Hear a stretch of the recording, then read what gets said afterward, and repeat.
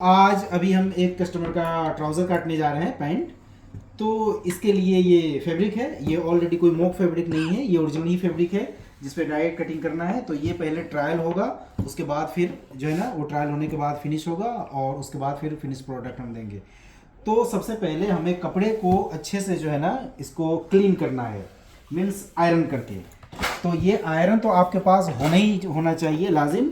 बहुत सारे लोग ऐसा करते हैं कि बस कपड़ा बिछाए और उसको जो है ना मार्किंग करना शुरू कर देते हैं, तो ऐसा नहीं होना चाहिए। सबसे पहले हमारे को कपड़े को जो है ना अच्छे से आपको प्रेस करना है ताकि हम इस पर अच्छे से मार्क कर सके और कपड़े को अच्छे से बैठाया जा सके। फिर हमें ऐसे करके कपड़े के फॉल को भी देखना है कि कपड़ा का फॉल ये टेढ़ा नहीं होना चाहिए, ये कपड़े का फॉल बिल्कुल सीधा ऐसा गिरना चाहिए, नहीं तो आपके पैंट का जो फॉल है वो सीधा नहीं आएगा, वो भी जो है ना ट्विस्ट हो जाएगा। इसलिए कपड़े के फॉल को भी हमें सीधा रखना बहुत ज़रूरी होता है। ये हमने क्लीन कर लिया इसको।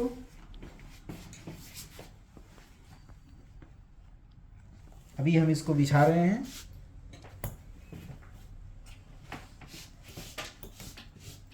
हमारा पैंट का पीस ये बिछ गया। अब हमें इसके लिए स्केल चाहिए होता है। फर्स्ट तो एल स्केल, सेकंड ये शेप स्केल जो मैं यूज़ करता हूँ, और थर्ड ये लॉन्ग वाला शेप स्केल, ये भी बहुत ज़रूरी होता है। और फोर्थ ये एक कर्व शेप स्केल। हालांकि ये सब जगह अवेलेबल नहीं होता, ये मेड इन यूएसए स्केल है, ये थोड़ा कॉस्टली आता है। लेकिन एज ए प्रोफेशनलिज्म में अगर जो आप जाओगे तो आपको इस तरह के स्केल की ज़रूरत पड़ेगी। ओके। और एक और चीज़ मैं आपको बता दूं कि अगर जो ए ग्रेड के टेलरिंग में आप जा रहे हो तो उसमें ज़्यादातर आपको वाइट चॉक यूज़ करना है, क्योंकि ये रिमूव हो जाता है। दूसरे चॉक्स जो है ना रिमूव नहीं होते हैं। तो ज़्यादातर जो मतलब कि ऐसे लोकल टेलर होते हैं वो कोई भी चॉक यूज़ कर लेते हैं और वो दाग जो है ना वो कस्टमर के लेके जाने के टाइम में भी उसका मार्क रह जाता है। तो अगर जो आप ए ग्रेड टेलरिंग में काम कर रहे हो एज ए प्रोफेशनलिज्म, तो उसमें आपको ज़्यादा से ज़्यादा वाइट चॉक यूज़ करना है। ओके, तो हम स्टार्ट करते हैं अभी मार्किंग। ओके, तो फर्स्ट स्टार्ट करते हैं।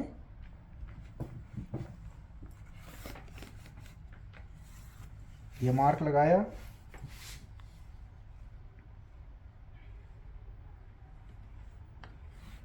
एक सेकंड मार्क यहाँ लगाया। तो हमें बेल्ट हमारा है 1.5 इंच का, तो हम इसमें 1 इंच पे रख करके और ये लेंथ का मेजरमेंट करेंगे।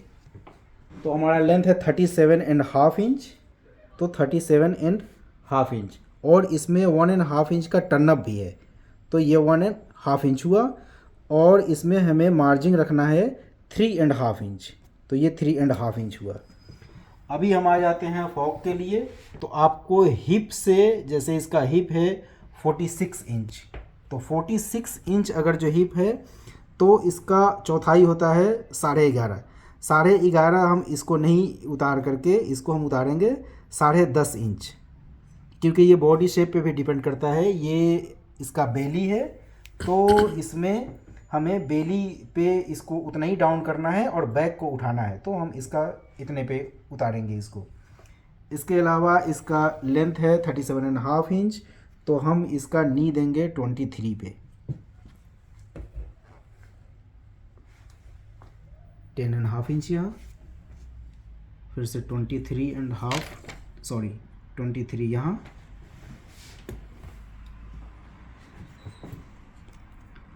37.5, 1.5 turn up and 3.5 inch margin इसका। अभी ये स्ट्रेट मार्क करेंगे।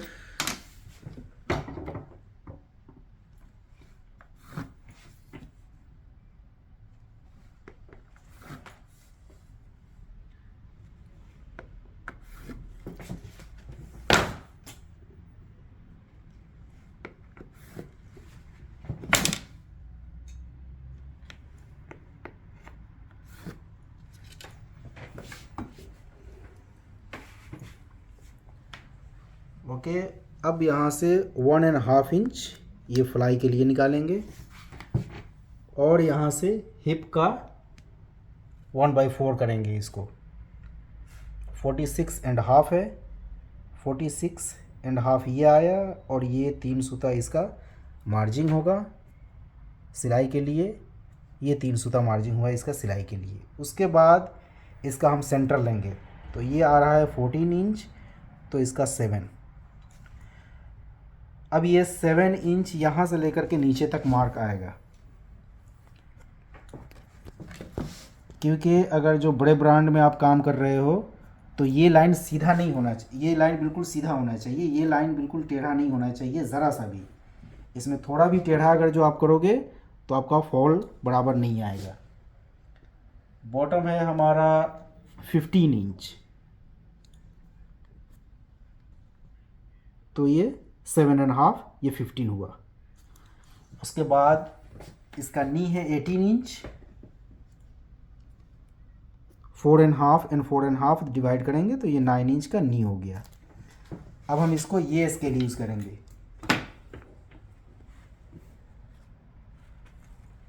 फर्स्ट ये मार्क, सेकंड ये मार्क, थर्ड ये मार्क। ये मार्क यहीं तक ला करके रोकना है, क्योंकि इसके नीचे हमें थोड़ा सा वाइड करना है ताकि जब ये फोल्ड होकर के ऊपर आए तो उसको मार्जिन बराबर मिले, वो टाइट नहीं होना चाहिए। ये स्ट्रेट मार्क ऊपर तक करेंगे। अब ये स्केल लेंगे, इस स्केल से ये मार्क लगाएंगे। यहाँ से ये शेप देंगे।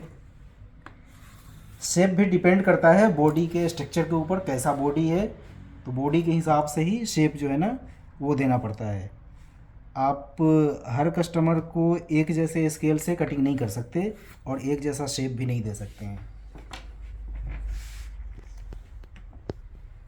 अब यहाँ 1.5 इंच अगर जो है तो यहाँ पे हम ½ इंच और ज़्यादा, यहाँ पे 2 इंच इधर जो है ना भगाएंगे, ½ इंच एक्स्ट्रा जाएगा ये साइड में।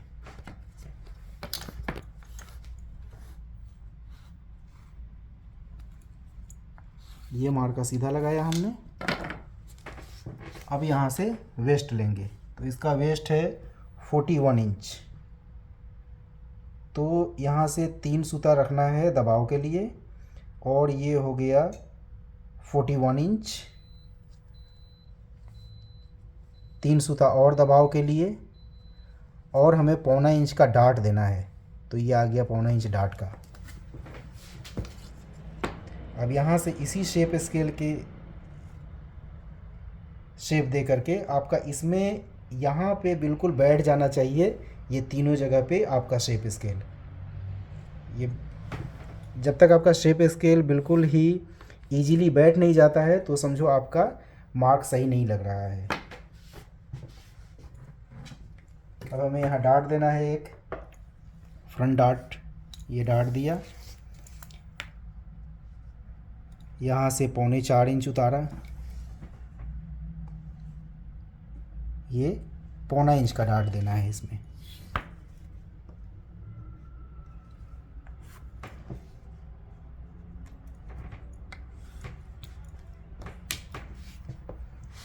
अब ये यहाँ पे फ्लाई का शेप,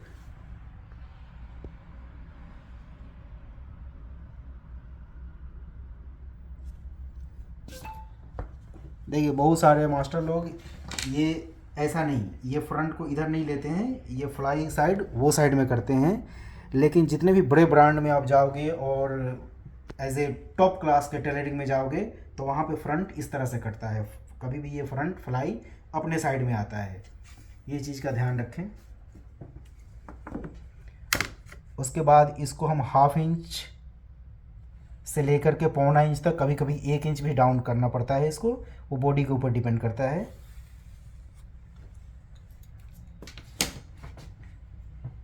अभी यहाँ पे फ्रंट पे हम लिखेंगे, अभी यहाँ पे फ्रंट पे हम 41 इंच ये लिख देंगे, आपका ये वेस्ट का मार्क हो गया। अभी इसको काट देंगे। एक और बहुत इम्पोर्टेंट चीज़ है कि आपका सेज़र, आपकी जो कैंची है वो परफेक्ट होनी चाहिए। मैं ये सीज़र यूज़ करता हूँ क्योंकि इसका पकड़ बराबर है, और जब आप सीज़र को पकड़ रहे हैं, कैंची को पकड़ रहे हैं, तो आपके हाथ में उसका पकड़ बराबर आना चाहिए। ये आपको चूज़ करना पड़ेगा कैंची लेने के टाइम में। और जब कैंची जब काटेगा तो बिल्कुल कपड़े के तार पे, एक तार पे दोनों पल्ला कटना चाहिए, जैसे कि हमने ये काटा। अभी हम ये काटे, ऐसा नहीं कि वो दांत दांत करके बन रहा है तो फिर आप अगर जो कहीं जाते हो जॉब के लिए ट्रायल लेने के लिए, तो आपको वहीं फेल कर दिया जाएगा कि आपका कटिंग साफ़ नहीं है।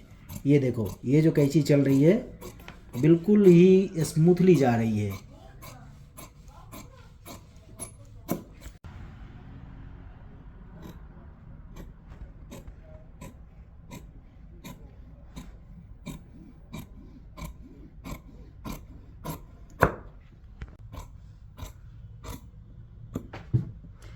अभी ये डार्ट्स काटने के टाइम में ये इस तरह से काटना है, ऐसे, ताकि जब ये डार्ट मारा जाए तो इसको मार्जिंग पकड़ने में मुश्किल नहीं आए। अब ये हमारा फ्रंट कट के रेडी है। देखिए साफ़ सुथरे ढंग से बिल्कुल कटा हुआ है, ये प्रोफेशनल में है। अब इसमें क्रॉस पॉकेट है, तो क्रॉस पॉकेट के लिए हम इसको यहाँ से साइड से 2 इंच हटाएंगे और ऊपर से उतारेंगे 1 इंच, और यहाँ से 6.5 इंच रखेंगे पॉकेट का मुंह, और इसको इस शेप स्केल से ऐसे शेप देंगे।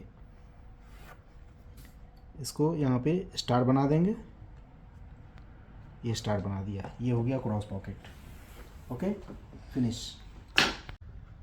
किसी भी बड़े ब्रांड में आप जाओ, किसी भी बड़े कंपनी में आप जाओ, इस तरह से अगर जो आप कटिंग करके दोगे तो आप जो है ना इजीली सेलेक्ट हो जाओगे, और आपका इजीली बन करके काम सब पास होगा, कोई भी काम में मुश्किल नहीं आएगा। अब एक मेन इंपॉर्टेंट चीज़ आपको बता रहा हूँ मैं, ये मैंने जब लिख रहा था तो बाय मिस्टेक ये लिखने में थोड़ा सा डल हो गया, तो इस तरह से अगर जो लिखने में कुछ गलत हो जाए या फिर मार्किंग करने में कहीं गलत हो जाए, तो आपको अदर चौक, दूसरे कलर के चौक से आपको इसको कट करना है और फिर से वहाँ पे लिख देना है। जैसे ये 41 वेस्ट है तो हमें इसे 41 कर देना है, क्योंकि उसमें कन्फ्यूजन नहीं होना चाहिए।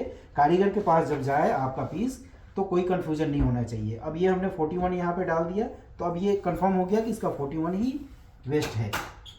ठीक है दोस्तों, तो आज हमने पैंट की फ्रंट की कटिंग की है, और नेक्स्ट वीडियो हमारा आएगा उसमें हम बैक की कटिंग को बताएंगे। तो आप हमारे साथ बने रहें, फॉलो करें, लाइक करें, शेयर करें, सब्सक्राइब करें, और बेल आइकन के बटन को भी दबाएं, ताकि आपको नेक्स्ट आने वाले वीडियो का आपको पहले से ही इन्फॉर्मेशन मिल जाए। Okay, thank you, bye.